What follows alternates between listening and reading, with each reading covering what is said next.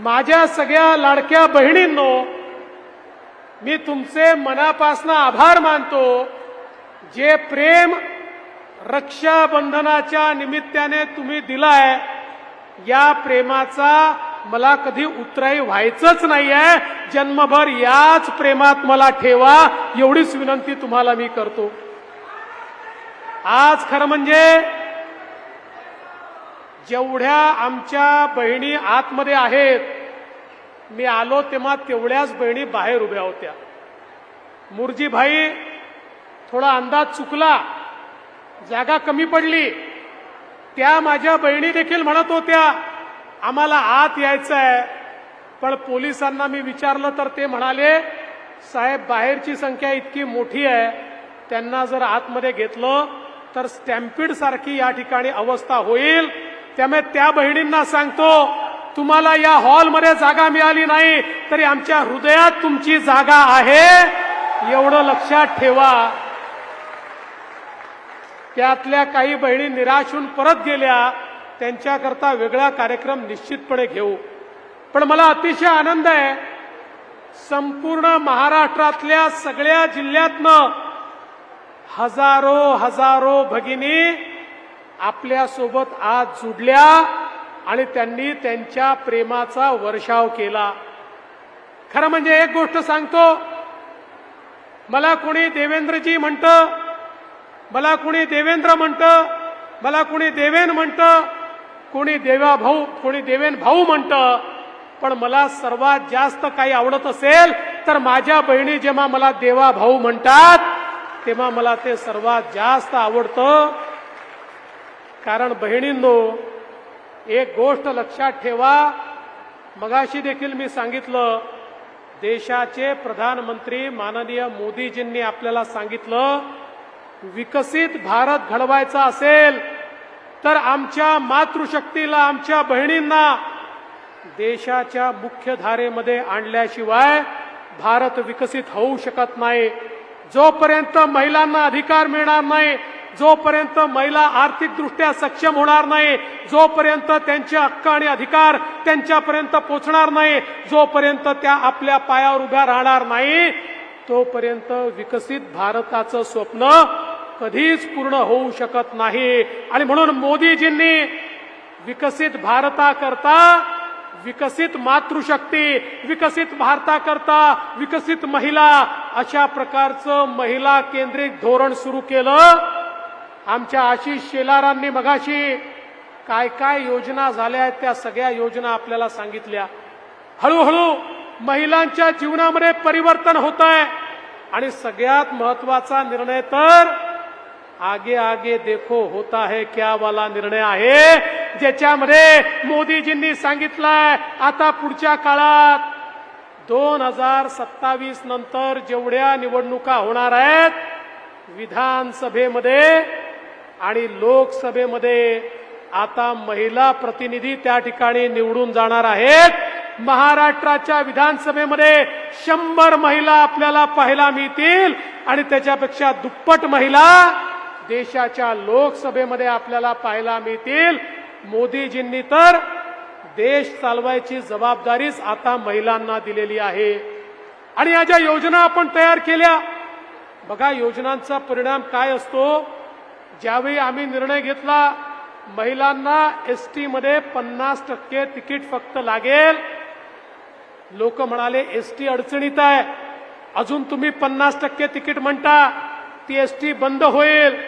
पण महिलांची ताकद काय असते त्यांना माहिती नव्हतं. महिलांनी असा प्रवास करणं सुरू केलं की अर्ध तिकीट देऊ नये, तोट्यात असलेली एसटी फायद्यामध्ये आली. इतक्या मोठ्या प्रमाणात महिला त्याच्यामध्ये प्रवास करू लागल्या. आज आपण लाडक्या बहिणीची योजना आणली आहे. लाडक्या बहिणींना 1500 रुपये त्यांच्या खात्यामध्ये आपण देतोय. या राज्यामध्ये काही नेत्यांना असं वाटतं की लाडकी बहीण योजना ही कशा करता आली. या योजनेला ते त्या ठिकाणी रोज शिव्याशाप देतात. या योजनेच्या विरुद्ध हे लोक कोर्टामध्येही गेले. कोर्टाने फटकारल्यानंतर योजना कशी डिरेल होईल असा प्रयत्न केला, मग सांगितलं योजना बंद होईल. पण मी तुम्हाला एवढंच सांगतो, या सावत्र भावांवर विश्वास ठेवू नका. हे सावत्र भाऊ तुम्हाला काही कालपर्यंतही देत नव्हते, आजही देत नाहीत आणि उद्याही देणार नाही. पण तुमच्या आशीर्वादानं आपल्या सरकारने या ठिकाणी 31 मार्च पर्यंतचे पैसे बजेटमध्ये ठेवलेत आणि पुन्हा एकदा तुमच्या आशीर्वादानं आपलंच सरकार या ठिकाणी येणार आणि पुन्हा पुढच्या 1 वर्षाचे पैसे बजेटमध्ये आम्ही ठेवणार. अरे बजेटमध्ये नियमाने 1 वर्षाचे पैसे ठेवता येतात. 5 वर्षाचे ठेवता आले असते ना तर आताच 5 वर्षाचे पैसे आम्ही ठेवून दिले असते. पण लाडक्या बहिणींनो, चिंता करू नका. त्या ठिकाणी आपल्याला जोपर्यंत आपलं महायुतीचं सरकार आहे तोपर्यंत ही योजना कोणीही बंद करू शकणार नाही. आता हे लोक आम्हाला विचारतात 1500 रुपयात काय होणार. सोन्याचा चमचा तोंडामध्ये घेऊन जे पैदा झाले त्यांना 1500 रुपयाची किंमत समजू शकत नाही. हॉटेलमध्ये गेल्यानंतर 2-2 हजार रुपयाची टीप देणाऱ्यांना 1500 रुपयाची किंमत समजू शकत नाही. पण माझी ती गृहिणी जी आपल्या घरामध्ये महिन्याच्या शेवटी हिशोबाचा मेळ मिळवते आणि मग तिच्या लक्षात येतं या महिन्याचा खर्च पूर्ण पडत नाही, त्या माझ्या भगिनीला विचारा 1500 रुपयामध्ये काय त्याचा परिणाम होतो. त्या माझ्या भगिनीला विचारा, त्या 1500 रुपयामध्ये मुलाच्या शिक्षणामध्ये मदत करू शकते, मुलीकरता 2 गोष्टी त्या ठिकाणी घेऊ शकते. अरे तुम्ही तर कालपर्यंत काहीच दिलं नाही आणि आता आम्ही देतो तर त्याला नावं ठेवायला हे लोक निघाले. याला उत्तर आमच्या लाडक्या बहिणीच देतील. पण आपल्याला माहितीये महाविकास आघाडीतले जे पक्ष आहेत यांच्याकडे ब्रीदवाक्य काय आहे. यांच्याकडे ब्रीदवाक्य लाडकी बहीण नाही आहे. यांच्याकडे ब्रीदवाक्य लाडका मुलगा आणि लाडकी मुलगी. म्हणजे मुख्यमंत्री झाला तर माझा मुलगा, प्रधानमंत्री झाला तर माझा मुलगा, मुख्यमंत्री झाली तर माझी मुलगी. यांच्याकडे 2च योजना चालतात, लाडका मुलगा आणि लाडकी मुलगी. आमच्याकडे या ठिकाणी उपस्थित असलेल्या आणि महाराष्ट्रातल्या 12 कोटी ज्या काही जनता आहे त्यातल्या सगळ्या महिला या आमच्या एक सोडून आमच्या भगिनी आहेत आणि त्यांच्याकरता फक्त त्यांची मुलं एवढाच त्यांचा संसार आहे. त्याच्या पलीकडे त्यांना पाहायचं नाहीये. मला आनंद वाटतो आज आपल्या महिलांकरता आपल्या सरकारने उच्च शिक्षण मोफत केलंय. 507 कोर्सेस आता मुलींना इंजिनियर व्हायचं असेल, डॉक्टर व्हायचं असेल, BBA व्हायचं असेल, MBA व्हायचं असेल, BTech करायचं असेल, सगळ्या कोर्सेसमध्ये मुलींची 100% फी राज्य सरकार त्या ठिकाणी भरणार आहे. एकही पैसा आमच्या मुलींना भरावा लागणार नाही. बंधू भगिनींनो, मुली शिकल्या तर या ठिकाणी आपला देश भक्कम होईल म्हणून ही योजना आपण या ठिकाणी आणली. आणि आज आमच्या महिलांना 3 सिलेंडर मोफत देण्याची योजना देखील तुमच्या भावांनी या ठिकाणी आणलेली आहे. सर्व प्रकारे आपल्या मुलींना आणि महिलांना सक्षम करण्याचं काम आपण या ठिकाणी करतो. लेक लाडकी सारखी योजना आणली, ज्या योजनेमध्ये घरी जर मुलगी जन्माला आली, मुलगी जन्माला आल्याबरोबर 5,000 रुपये, पहिल्या वर्गात गेली 5,000 रुपये, 7व्या वर्गात गेली 6,000 रुपये, 10व्या वर्गात गेली 7,000 रुपये, 12वीत गेली 7,000 रुपये. 18 वर्षाची होईल तेव्हा 1 लाख रुपये त्या मुलीला मिळतील. अशी लेक लाडकी योजना या ठिकाणी आपण आणलेली आहे. खरं म्हणजे आज या निमित्ताने मला सांगितलं पाहिजे, केवळ आपल्या मुलींकरता नाही, लाडक्या भावांकरता देखील आपल्या एकनाथराव शिंदेजींच्या नेतृत्वातल्या महायुती सरकारनं लाडक्या भावांकरता देखील योजना आणलेली आहे. ज्यामध्ये आता आमच्या भावांना किंवा बहिणींना देखील कोणीही अप्रेंटिसवर ठेवलं तर 10,000 रुपयापर्यंतचा त्याचा पगार राज्य सरकार त्या ठिकाणी देणार आहे. आणि त्यामुळे 1 वर्षानंतर त्यांना परमनंट नोकरी मिळेल किंवा त्या एक्सपिरियन्सच्या भरोशावर दुसरीकडे नोकरी करता येईल. मला एवढंच सांगायचं आहे, राज्यामधलं महायुतीचं सरकार, मुख्यमंत्री एकनाथराव शिंदे असतील, मी असेन, अजितदादा असतील, आमचं मंत्रिमंडळ असेल, सगळे आमदार असतील, अहोरात्र तुमच्याकरता मेहनत करतो आहोत. तुम्ही सक्षम झाला पाहिजे, महाराष्ट्र सक्षम झाला पाहिजे. आम्ही बोलबच्चन देणारे लोक नाही आहोत.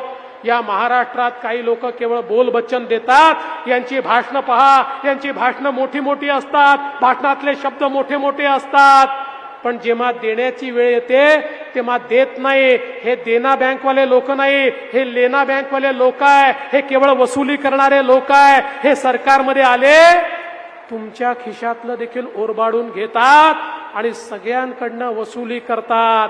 त्यामुळे यांची तोंड रावणासारखी आहेत. रावण जसा 10 तोंडानं खोटं बोलायचा, तशी 10 तोंड यांची झालेली आहेत. 10 तोंडाने हे या ठिकाणी खोटं बोलतात. पण आपण प्रभू श्रीरामांना मानणारे आहोत, आपण छत्रपती शिवरायांना मानणारे आहोत. त्यामुळे रयतेची सेवा करणं हाच आपला धर्म आहे आणि तो धर्म निभवण्याचं काम या ठिकाणी आपण सगळे करतो. मी फार लांब बोलणार नाही. आज खरं म्हणजे सगळ्या जिल्ह्यांची आपल्याला बोलायचं होतं, पण धुळे ग्रामीण, मालेगाव, जळगाव शहर, बुलढाणा, खामगाव, अमरावती, यवतमाळ, वर्धा, भंडारा, चंद्रपूर, नांदेड, हिंगोली, जालना, संभाजीनगर, लातूर आणि धाराशिव या लोकांची आपण बोलू शकलो नाही. तिथल्या बहिणींची मी क्षमा मागतो, माफी मागतो, पण तुमच्याशी लिंकद्वारे नाही. बहिणींनो, थेट बोलण्याकरता आम्ही येणार आहोत. हा तुम्हाला शब्द देखील आज या निमित्ताने देतो. बंधू भगिनींनो, काही नादान नेते विचारतायत 1500 रुपये म्हणजे तुम्ही त्या ठिकाणी महिलांना लाच देता का? तुम्ही त्यांना खरेदी करता का? या नालायकांना हे माहितीच नाही. बहिणीचं प्रेम कोणीच खरेदी करू शकत नाही.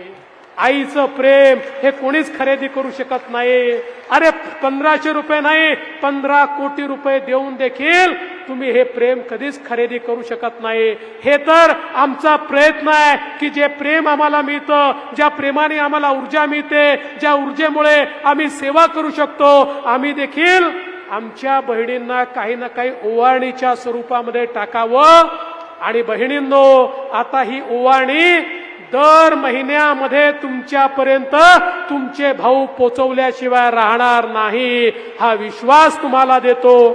पुन्हा एकदा रक्षाबंधनाच्या खूप खूप शुभेच्छा तुम्हाला देतो. आणि विशेषतः मुरजीभाई तुमचं, चित्राताई तुमचं आणि आमच्या मुंबईच्या सगळ्या महिला आघाडीचं मनापासून अभिनंदन करतो. इतका सुंदर सोहळा तुम्ही या ठिकाणी आयोजित केला आणि माझ्या बहिणींची मला भेट घालून दिली. थोड्याच्याच बहिणी भेटल्या तर हात भरून गेला. सगळ्या बहिणी भेटल्या तर माझी काय अवस्था होईल. त्यामुळे ज्या बहिणी भेटू शकल्या नाहीत त्यांचीही राखी मला मिळाली. आणि ही राखी एक असं कवच आहे, जे कवच मला त्या ठिकाणी कोणी काहीही करू शकणार नाही. तुमचं कवच मला मिळालं आहे, बहिणींचं कवच मला मिळालेलं आहे. आता हे कवच घेऊन पुन्हा एकदा मैदानात जातो आणि तुमच्या करता संघर्ष करून पुन्हा तुमच्या करता वेगवेगळ्या योजना घेऊन येतो. एवढंच या प्रसंगी बोलतो आणि माझं बोलणं संपवतो. धन्यवाद. जय हिंद, जय महाराष्ट्र, छत्रपती शिवाजी महाराज की जय. तेव्हा भाऊंबरोबर सेल्फी पाहिजे की नाही? इकडच्या उभ्या राहा आणि मग तिकडे इकडच्या आपल्या सगळ्या ताई.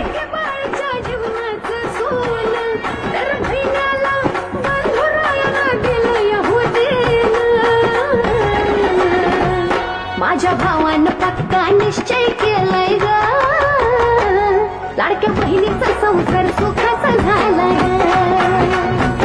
माझ्या भावानं पक्का निश्चय केलाय ग, लाडक्या बहिणीचा संसार सुखाचा झाला ग.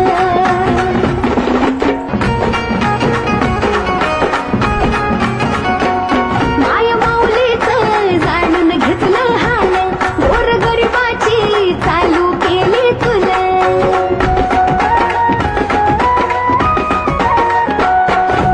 जयेश दर्बी कलेक्शन, कॉटन, लिनन यासह अनेक ब्रँडेड कंपन्यांच्या सुटिंग शर्टिंग साठी जयेश दर्बी कलेक्शन, 7 रस्ता मोदी पंकाविहिरी जवळ सोलापूर.